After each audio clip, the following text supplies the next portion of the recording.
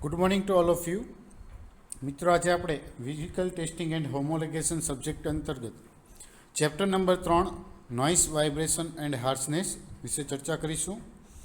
તો સૌથી પહેલાં આપણે અહીં આ ચેપ્ટરની અંદર જોવા જઈએ તો તેની અંદર વાઇબ્રેશન સોર્સિસ, નોઇસના સોર્સિસ અને તેને કઈ રીતે મેઝર કરવામાં આવે છે, તેનું કઈ રીતે ટેસ્ટિંગ કરવામાં આવે છે, તેના માટેની મેથડો કઈ છે, તો તેના વિશે આપણે અહીં આ ચેપ્ટરની અંદર ચર્ચા કરીશું.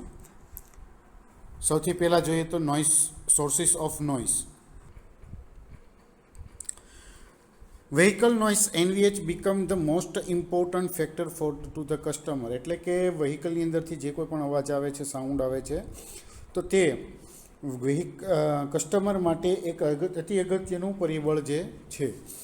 Especially the seat, which is the final stage of vibration transfer path to passenger from all the source of the vibration like the engine, transmission and suspension. ખાસ કરીને જે સીટ છે કે જે વાઇબ્રેશન ટ્રાન્સફર માટેનો છેલ્લો તબક્કો છે, કે જેમાં એન્જિન, ટ્રાન્સમિશન અને સસ્પેન્શન જેવા પદાર્થો જેવા કમ્પોનન્ટમાંથી આવતા વાઇબ્રેશનના સોર્સિસ જે છે તે ડાયરેક્ટ મુસાફર સુધી પહોંચતા હોય છે. Recently concern about the BSR, buzz, squeak and rattle noise of a vehicle seat caused by quality issue or interference and friction between each component is increasing. In order to reduce the BSR noise of a vehicle sheet effectively, it is important to find the noise source exactly by the evaluation of the experimental vibration data.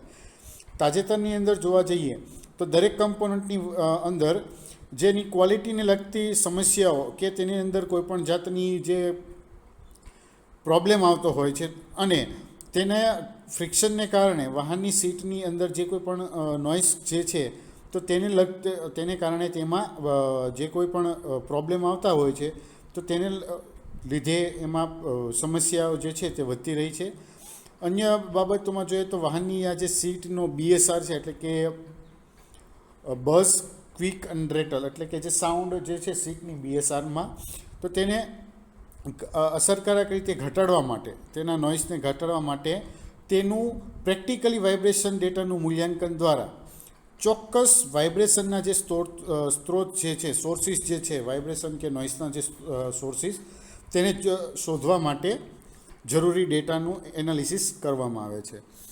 However, this process is not easy because there are many noise sources that correlate with each other. So it was necessary to research single processing technique for distinguishing and identifying the major factor of the noise source. એટલે કે આ પ્રક્રિયા જે છે એટલી સરળ પણ નથી, કારણ કે ઘણા નોઇસના સોર્સિસ જે છે તે એકબીજાની સાથે સંકળાયેલા હોય છે અને તેનાથી નોઇસના સોર્સનો મેઇન કયું પરિબળ જે છે તેને અલગ પાડવામાં કે તેને ઓળખવા માટે સિગ્નલ પ્રોસેસિંગ ટેકનિક ઉપર તેનું એનાલિસિસ કરવું પણ મહત્ત્વનું રહે છે. For this reason, in this study, the evaluation of the vibration about seat rattle noise below 2000 Hz frequency range known to be problem of the seat BSR was performed by using the coherence function technique. આ કારણે આ અભ્યાસની અંદર સીટના જે BSRની જે સમસ્યા તરીકે ઓળખાતી 2000 હર્ટ્ઝની ફ્રીક્વન્સી રેન્જ કરતાં ઓછા સીટ રેટલ નોઇસમાં વાઇબ્રેશનનું મૂલ્ય કોહેરન્સ ફંક્શન ટેકનિકનો ઉપયોગ કરીને નક્કી કરવામાં આવે છે. સીટની અંદર અથવા તો વ્હીકલની અંદર કયા કયા પ્રકારના નોઇસ હોય છે, તો તેની અંદર જોવા જઈએ તો સૌથી પહેલાં જે છે તેની અંદર આવે છે સ્ટ્રક્ચર બોર્ન નોઇસ અને નંબર 2માં આવે છે એરબોર્ન નોઇસ. તો સ્ટ્રક્ચર બોર્ન નોઇસની અંદર અલગ અલગ ભાગમાં આવે છે, ડિસ્ટ્રીબ્યુટ કરવામાં આવેલા હોય છે. તો એની અંદર સૌથી પહેલાં આવે છે સીટના BSR, એટલે કે સીટના બઝ, ક્વિક અને રેટલ નોઇસ. પછી આવે છે રોડ નોઇસ. રોડ નોઇસની અંદર જોવા જાય તો રોડની ઉપર જ્યારે ટ્રાફિકની અંદર જે કોઈ પણ ટ્રાફિકમાં આપણે જતા હોઈએ અથવા તો વ્હીકલની એક્સટર્નલ તરફથી જે કોઈ પણ નોઇસ આવતા હોય છે તેની અહીં આપણે ચર્ચા કરવાની રહે છે. નેક્સ્ટ આવે છે હાર્શનેસની અંદર તો કે કયા કયા રીતે એની મેઝરમેન્ટ કરવામાં આવે છે, કઈ રીતે એને ઓછા કરવાનો પ્રયત્ન કરવામાં આવે છે. એ સ્ટ્રક્ચર વાઇબ્રેશન અહીંયા જે ક્રિએટ થાય છે, તો સ્ટ્રક્ચર વાઇબ્રેશન કઈ રીતે ક્રિએટ થાય છે, તો સૌથી પહેલાં આવે છે સસ્પેન્શન સિસ્ટમ. સસ્પેન્શન સિસ્ટમની મદદથી વાઇબ્રેશન એટલા માટે ક્રિએટ થાય છે કે રોડની અનઇવન સરફેસ અથવા તો જે કોઈ પણ સપાટી છે ત્યાં ખાડા, બમ્પ કે એવી બધી જે સપાટીને કારણે વાઇબ્રેશન થતું હોય અથવા એની સપાટી ખરબચડી હોય તો તેને કારણે જે વાઇબ્રેશન ક્રિએટ થતું હોય તો તેનો અહીં સ્ટ્રક્ચર વાઇબ્રેશનની અંદર સમાવેશ થાય છે. પાવર ટ્રેનની અંદર જોવા જઈએ તો પાવર ટ્રેનની અંદર એન્જિનથી વ્હીલ સુધી પાવર ટ્રાન્સમિટ થતો હોય છે. તો આ દરમિયાન ઘણા નોઇસીસ જે છે તે ક્રિએટ થતા હોય છે. દાખલા તરીકે એન્જિનની અંદર સાઉન્ડ ક્રિએટ થતો હોય, પાર્ટ્સ લૂઝ હોય, પછી કોઈ પણ એકબીજા સાથે ફ્રિક્શન વધી ગયું હોય, તો આવા કિસ્સામાં ત્યાંથી પણ આપણને વાઇબ્રેશન છે તે જનરેટ થતું હોય છે, ક્રિએટ થતું હોય છે. નેક્સ્ટ આગળ જોઈએ તો ગિયર બોક્સ આવે છે, ક્લચ આવે છે. પછી ઘણા કિસ્સાની અંદર રિયર ટ્રાન્સમિશન સિસ્ટમ હોય તો પાછલા વ્હીલ સુધી પાવર ટ્રાન્સમિટ કરવા માટે આપણે propeller shaft, you joint, differential આ યુનિટનો ઉપયોગ કરતા હોઈએ તો તેની અંદર ફિટમેન્ટમાં કે તેના એક અથવા તો બીજા ઓપરેશન દરમિયાન તેમાંથી અવાજ આવતા હોય છે અથવા તો લૂઝ હોવાને કારણે તેની અંદર વાઇબ્રેટ થવાની સંભાવનાઓ પણ રહેલી હોય છે. જો ફ્રન્ટ વ્હીલ ડ્રાઈવ હોય તો સીધી ડ્રાઈવ લાઇન જે આવે છે તો ડ્રાઈવ લાઇનની અંદર જોડાણમાં ઘણી વખત તો વાઇબ્રેશન થવાના કિસ્સાઓ રહેલા હોય છે. એટલે કે પાવર ટ્રેન જે છે તો તેની અંદર પણ સ્ટ્રક્ચરલ વાઇબ્રેશન થવાની સંભાવના હોય છે. જ્યારે એરબોર્ન નોઇઝની અંદર જોઈએ તો એરબોર્ન નોઇઝની અંદર સૌથી પહેલાં જોઈએ વિન્ડ નોઇઝ, એટલે કે એરોડાયનેમિક નોઇઝ. એટલે કે જ્યારે વ્હીકલ રન થતું હોય છે તો ત્યારે તેની એરોડાયનેમિક શેપ યોગ્ય પ્રમાણમાં ન હોય તો પરિણામે તેમાં વિન્ડ નોઇઝ જે છે તે જનરેટ થતો હોય છે. એન્જિન નોઇઝની અંદર આપણે વાત કર્યા પ્રમાણે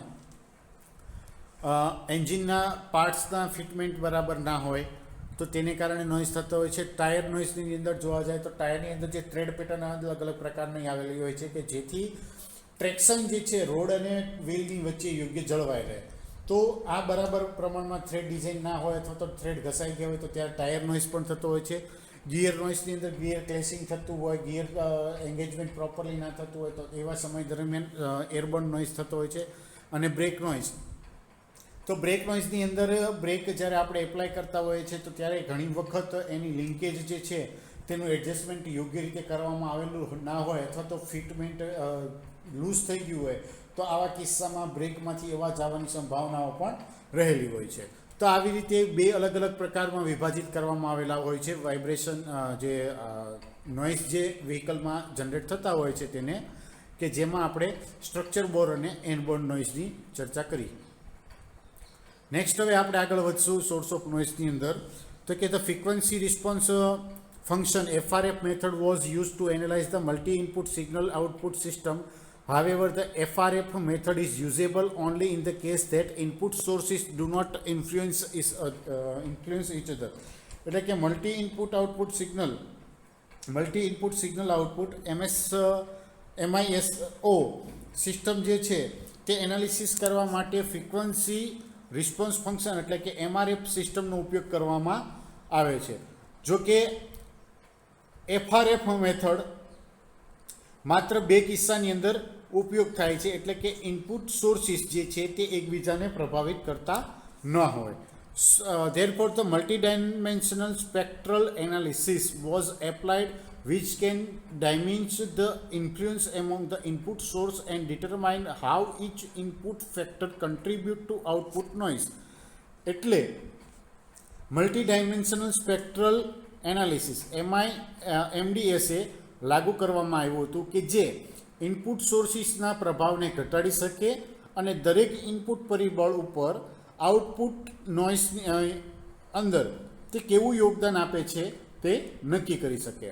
To find out the location of rattle noise due to the vibration characteristic of the vehicle seat and to select the input source, noise was visualized. એટલે કે વાહનની સીટના વાઇબ્રેશનને કારણે રેટલ નોઇઝ જે છે તે ક્યાંથી પેદા થાય છે અને તેના ઇનપુટના સ્ત્રોતને, ઇનપુટ સોર્સને પસંદ કરવા માટે નોઇઝના સોર્સની કલ્પના કરવામાં આવી હતી. The 6-axis simulation, hydraulic exciter and sound camera that microphone array with ring type 48 channel applied was used to measure. એટલે કે રિંગ ટાઈપ 48 ચેનલ સાથે માઇક્રોફોન એર લાગુ કરવામાં આવે છે, જે 6 એક્સિસ હાઇડ્રોલિક એક્સિટર અને સાઉન્ડ કેમેરાનો ઉપયોગ માપવા માટે કરવામાં આવ્યો હતો. The visualization of the noise was performed in the frequency range of 0 to 2000 Hz, including a range of rattle noise occurrence as shown BSR occurring inside the front recliner headrest stay, and those were selected as the input of the multi-input signal output model. એટલે કે નોઇસની જે કંઈ પણ visualisation હતું તે 0થી 2000 હર્ટ્ઝની ફ્રીક્વન્સીની રેન્જમાં કરવામાં આવ્યું હતું, કે જેમાં રેટલ નોઇસની જે એક સિરીઝ છે તે નક્કી કરવામાં આવી હતી, એને સમાવવામાં આવી હતી, કે જે દર્શાવે છે કે BSR છે તે સ્લાઇડ ફ્રન્ટ રિક્લાઇનર અને હેડરેસ્ટ સ્ટેમાં થતું હતું, અને તેને મલ્ટિપલ ઇનપુટ સિગ્નલ આઉટપુટ મોડલના ઇનપુટ તરીકે પસંદ કરવામાં આવ્યું હતું. Based on the result of noise source visualization, to examine the rattle noise of driver's seat, the measurement about the noise and noise source was performed in driver's ear position. એટલે કે નોઇસના સોર્સની વિઝ્યુલાઇઝેશનના પરિણામના આધારે ડ્રાઈવરની સીટમાં જે કોઈ પણ નોઇસ જે છે ક્રિએટ થાય છે, તો તેને તપાસવા માટે ડ્રાઈવરના કાનની જે સ્થિતિ છે તેની અંદર નોઇસ અને નોઇસના જે કોઈ પણ સોર્સિસ છે તો તેના વિશે મેઝરમેન્ટ કરવામાં આવ્યું હતું. In position of the close measurement headrest stay was divided into upper and lower part, and this section were measured. એટલે કે આ જે નોઇઝ સોર્સની આધારે જે કોઈ પણ માપ કરવામાં આવ્યું હતું તેને નજીકના માપની સ્થિતિમાં હેડરેસ્ટ સ્ટેને ઉપર અને નીચેના ભાગમાં વિભાજિત કરવામાં આવ્યો હતો, વહેંચવામાં આવ્યો હતો અને તેને માપવામાં આવ્યા હતા. Because rattle noise can be occur due to the clearance between the guide and headrest stay, and also to shake headrest itself. કારણ કે ગાઈડ અને હેડરેસ્ટની વચ્ચેની જે કોઈ પણ મંજૂરી હતી તો તેને કારણે હેડરેસ્ટને ચલાવવા માટે રેટલ નોઇસ થતો હતો. હવે આપણે જોઈએ તો અહીંયા કઈ રીતે આવે છે વ્હીકલની અંદર, તો કે રોડની ઉપર વ્હીકલ સ્ટેડી પોઝિશનમાં છે અને તેની અંદર આ વ્હીકલની અંદર જે હ્યુમન શું આપણે ડ્રાઈવરના કાન સુધી કઈ રીતે હેડરેસ્ટની પોઝિશન જે છે તેના દ્વારા મેઝર કરવામાં આવે છે, તો તે અહીં દર્શાવવામાં આવ્યું છે. વિન્ડ નોઇઝની અંદર જોવા જઈએ તો આ રીતે અહીં વિન્ડ નોઇઝ જે છે કઈ રીતે લાગુ પડતો હોય છે તો તે દર્શાવવામાં આવેલું છે ફિગરની અંદર. સસ્પેન્શનની અંદર કઈ રીતે નોઇસ અથવા તો વાઇબ્રેશન જનરેટ થતો હોય તો તે દર્શાવવામાં આવ્યું છે. એન્જિન નોઇસની અંદર પણ દર્શાવવામાં આવ્યું છે. વ્હીલની અંદર ટાયર નોઇસ કઈ રીતે જનરેટ થાય છે તે પણ અહીં ફિગરની અંદર દર્શાવવામાં આવેલું છે. તથા એન્જિન અને પાવર ટ્રેનની અંદર નોઇસ કઈ રીતે જનરેટ થાય છે તે આ ફિગરની અંદર આપણે દર્શાવવામાં આવેલું છે. તો ઓલરેડી કઈ રીતે અહીં પાવર વ્હીકલની અંદર નોઇસ અને વાઇબ્રેશનના સોર્સિસ જે છે તે મેઝરમેન્ટ કરવા માટે આપણે અલગ અલગ રીતે નક્કી કરીએ છીએ, કે જે સ્ટ્રક્ચર બોર્ન નોઇસ અને એરબોર્ન નોઇસની અંદર આપણે ડિસ્ટ્રીબ્યુટ કરેલા છે અથવા તો વિભાજિત કરેલા છે, અને કઈ રીતે એમાં માપવા માટે કયા લેવલ સુધી એને પહોંચવામાં આવે છે તો તેની પણ અહીં ફિગરમાં દર્શાવવામાં આવેલું છે. નેક્સ્ટ આપણે જોઈએ તો from the result of sound pressure measurement the frequency of 58 hertz has greatest peak value in the seat noise. એટલે કે સાઉન્ડ પ્રેશરના માપના પરિણામ ઉપરથી 58 હર્ટ્ઝની ફ્રીક્વન્સી જે સીટના નોઇસ માટે સૌથી વધારે હાઈએસ્ટ એનું મૂલ્ય ધરાવતું હોય છે. And the cross correlation correlation between the input or input-output signal can be checked by the ordinary cohesion function OCF. The value of OCF between the input and output signal is also highest in 58 Hz. એટલે કે input અથવા તો input અને output સિગ્નલની વચ્ચે cross સહસંબંધ જે કોહેરન્સ function જે છે તે સામાન્ય કોહેરન્સ ફંક્શન COF દ્વારા નક્કી કરવામાં આવે છે અને ઇનપુટ આઉટપુટ સિગ્નલ વચ્ચે OCFની કિંમત પણ 58 હર્ટ્ઝમાં સૌથી વધારે છે. After the recorded input source based on the value of OCF between the input and output in 58 Hz, the multidimensional spectral analysis was performed. એટલે કે 58 હર્ટ્ઝ મલ્ટીડાયમેન્શનલ સ્પેક્ટ્રલ એનાલિસિસમાં ઇનપુટ અને આઉટપુટની વચ્ચે ઓસીએફની કિંમત ઉપર આધારિત ઇનપુટ સોર્સિસ જે છે તેને પુનઃ ઓર્ડર કરવામાં ફરીથી ઓર્ડર કરવામાં આવે છે. ત્યારબાદ મલ્ટીડાયમેન્શનલ સ્પેક્ટ્રલનું એનાલિસિસમાં